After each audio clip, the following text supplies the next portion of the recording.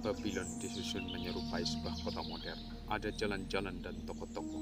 Para pedagang keliling menawarkan barang dagangan mereka melalui daerah-daerah pemukiman. Para imam memimpin upacara di kuil-kuil besar. Di dalam kota itu terdapat daerah tertutup untuk istana-istana raja. Dinding-dinding daerah ini konon lebih tinggi dibandingkan dinding-dinding kota Babylon. Orang-orang Babylon sangat terampil dalam bidang seni. Tercakup di sini seni patung, lukis, tenun, kriya emas, dan pembuatan persenjataan dari logam, serta alat-alat perang. Kota di Babilonia kuno, kerajaan yang sangat makmur. Oke pendengar sekalian, kita akan meneruskan Arkad bersama siswa-siswanya di kuil pengetahuan. Arkad berkata, jadilah tempat tinggalmu sebagai investasi yang menguntungkan. Bila seseorang mengambil 9 bagian dari pendapatan untuk hidup dan menikmati kehidupan, dan bila ada bagian dari ke-9 bagian ini yang dapat diubahnya menjadi investasi yang menguntungkan tanpa mengancam kenikmatan hidupnya, akan makin cepat pula pertumbuhan harta bendanya. Demikianlah kata Arkad di hari kelima di hadapan para siswanya pada hari itu. Begitu banyak orang di Babylon yang membangun keluarga mereka dalam petak-petak rumah yang cukup kumuh. Untuk itu, mereka harus membayar sewa kepada induk semang mereka, sejumlah bayaran untuk kamar-kamar, tanpa sejengkal tanah pun tersisa, sehingga istri-istri mereka tidak dapat menanam bunga-bungaan yang menyenangkan. Mereka dan anak-anak mereka tidak punya tempat bermain selain ganggang yang kotor. Tidak ada keluarga manapun yang dapat sepenuhnya menikmati kehidupan yang seperti itu, bila tidak memiliki sebidang tanah, di mana anak-anak dapat bermain di atas lahan yang bersih, dan para istri dapat menanam bunga-bungaan serta sayur-sayuran yang baik untuk menghidupi keluarganya. Lantas, bila rumah telah dibangun, kalian dapat membayar pemutar uang itu dengan cicilan secara teratur yang kalian lakukan terhadap induk semang. Karena setiap pembayaran cicilan akan mengurangi besarnya utang kepada pemutar uang itu. Dalam beberapa tahun utang itu akan lunas. Demikian, dengan begitu hati kalian akan riang gembira, karena kalian akan memiliki hak atas harta benda yang berharga. Dan selanjutnya yang diminta dari kalian tinggal pajak kepada raja.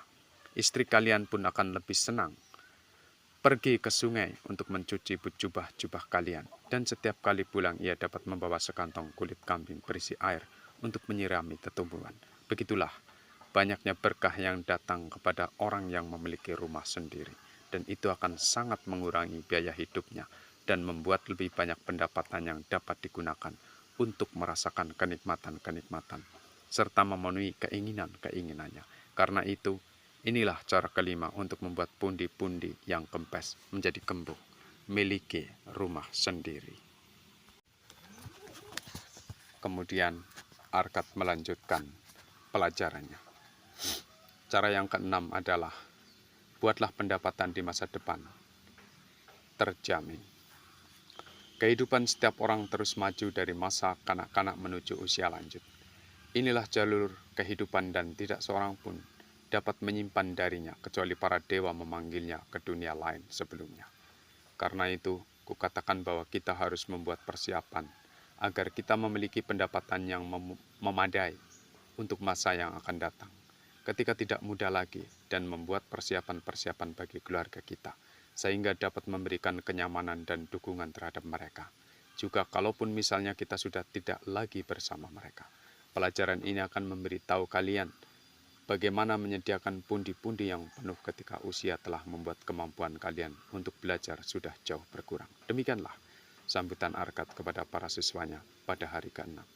Orang-orang yang karena pemahamannya atas hukum-hukum kekayaan meraih kelebihan pendapatan yang terus berkembang harus memikirkan masa depannya. Hendaknya ia merencanakan investasi-investasi tertentu ataupun persediaan yang akan terus bertahan dengan aman selama bertahun-tahun, yang akan tersedia ketika saat yang telah diantisipasinya dengan bijak itu tiba. Ada berbagai cara yang dapat kita pakai untuk menyimpan masa depan kita. Kita dapat membangun sebuah tempat persembunyian dan menguburkan harta benda kita secara rahasia di sana. Namun betapapun mahirnya, kita menyembunyikannya, harta itu selalu bisa menjadi incaran pencuri. Karena itu aku tidak menganjurkan cara ini. Orang juga bisa membeli rumah dan tanah untuk tujuan ini. Bila dipilih dengan bijaksana menurut kegunaan serta nilainya, di masa depan harta itu akan tetap tinggi nilainya, dan bila dijual akan didapatkan hasil yang bagus sesuai dengan maksud investasi itu. Orang bisa juga meminjamkan sebagian uangnya kepada pemutar uang dan memperbesar modal yang ia pinjamkan itu secara teratur. Bagi hasil yang ditambahkan pemutar uang terhadap pokok pinjaman itu akan sangat memperbesar jumlahnya. Aku kenal betul seorang pembuat sandal bernama Ansan yang menjelaskan kepadaku belum lama ini bahwa setiap minggu selama 8 tahun ini telah mendepositokan 2 keping perak kepada pemutar uang. Dan baru-baru ini, pemutar uang ini memberikan hasil perhitungan yang sangat menggembirakan. Tak terasa, keseluruhan tabungannya yang tak seberapa itu, kini berikut dengan bunga atau bagi hasil sebesar 1/4 nilainya setiap 4 tahun telah menjadi 1040 keping perak. Dengan senang hati aku akan mendorongnya lebih lanjut dengan memperlihatkan kepadanya pengetahuanku atas angka-angka bahwa dalam 12 tahun lebih, bila ia terus melanjutkan menabung sebesar 2 keping perak setiap minggu, pemutar uang itu akan memberinya 4.000 keping perak, suatu jumlah yang cukup besar untuk sisa hidupnya. Nah, bila pembayaran kecil-kecilan yang dilakukan secara teratur dengan berlalunya masa memberikan hasil-hasil yang sangat menguntungkan seperti itu, semua orang dapat membuat jaminan harta karun bagi masa tuanya, serta perlindungan bagi keluarganya, entah seberapa besar kemakmuran usaha dan investasinya pada saat ini. Kemudian Arkad menerangkan lagi cara yang terakhir, yaitu cara ketujuh. Tingkatkan kemampuan memperoleh pendapatan. Para siswaku, hari ini aku akan bicara tentang salah satu cara yang paling menentukan untuk membuat pundi-pundi yang kempes menjadi tambun. Aku tidak akan bicara tentang emas, tapi tentang diri kalian sendiri. Tentang orang-orang yang ada di balik jubah-jubah beraneka warna yang duduk di hadapanku. Aku akan bicara kepada kalian tentang hal-hal yang ada dalam benak dan kehidupan orang-orang yang berjuang untuk meraih keberhasilan mereka. Demikianlah Arkad menyambut kelasnya pada hari ketujuh. Belum lama ini seorang pemuda datang kepada aku untuk meminjam uang. Ketika kutanya kepadanya alasannya, ia berkeluh kesah bahwa pendapatannya tidak cukup untuk membayar kebutuhan-kebutuhannya. Kemudian kujelaskan kepadanya kalau itu masalahnya. Ia merupakan pelanggan yang buruk bagi pemutar uang, karena ia tidak punya kemampuan untuk menghasilkan kelebihan pendapatan untuk membayar kembali pinjamannya. Lalu aku katakan kepadanya, anak muda, yang kau butuhkan adalah mendapatkan lebih banyak uang masuk. Apa yang kau lakukan untuk meningkatkan kemampuanmu untuk mendapatkan penghasilan? Yang dapat saya lakukan selama ini cuma menghadap majikan saya untuk memohon agar gaji saya ditingkatkan. Tapi tidak ada hasilnya, padahal sudah saya lakukan 6 kali dalam 2 bulan ini. Saya tidak bisa menghadapnya lebih sering lagi. Kita mungkin bisa tersenyum atas keluguannya. Namun, ia sungguh memiliki salah satu persyaratan vital untuk memperbesar penghasilannya. Dalam dirinya terdapat keinginan kuat untuk mendapatkan lebih. Keinginan yang cocok dan sangat terpuji. Keinginan mendahului pencapaian. Keinginan kalian harus kuat dan jelas. Umumnya keinginan tidak lebih dari sekedar kerinduan yang lembek. Keinginan untuk menjadi kaya terlalu umum sifatnya dan cuma sedikit manfaatnya. Sedangkan keinginan untuk memiliki 5 keping emas merupakan keinginan yang konkret dan jelas dan dapat dikejar sampai terpenuhi. Setelah ia menerjemahkan keinginannya itu menjadi tujuan yang konkret dan jelas, ia dapat menemukan cara-cara serupa untuk mendapatkan 10 keping emas, kemudian 20 keping emas, dan kelak 1000 keping, dan lihatlah, ia telah menjadi kaya. Dengan belajar meraih keinginan kecil yang konkret dan jelas, ia melatih dirinya sendiri meraih lebih banyak lagi. Dengan proses inilah kekayaan akan terkumpul. Pertama-tama dalam jumlah yang kecil, kemudian sejalan dengan proses belajar yang ia alami dan berkembangan kemampuannya, jumlah itu juga akan semakin besar. Keinginan harus sederhana dan jelas.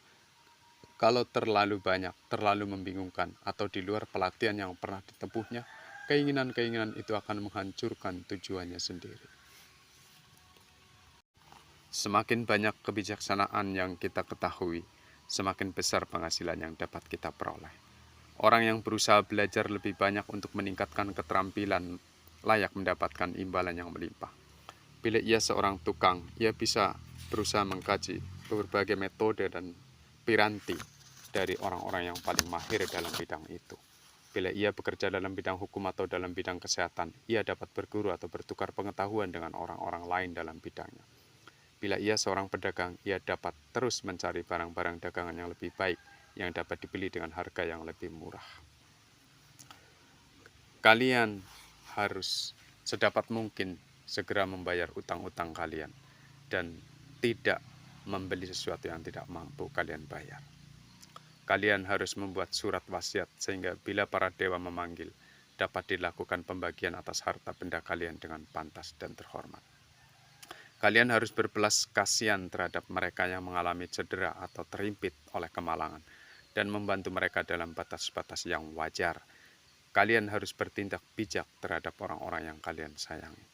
Demikian cara ketujuh dan terakhir untuk membuat pundi-pundi yang kemas menjadi gembung adalah dengan meningkatkan kemampuan, belajar dan menjadi lebih bijaksana, menjadi lebih terampil, dan bertindak sedemikian rupa agar kehormatan terjaga. Terima kasih.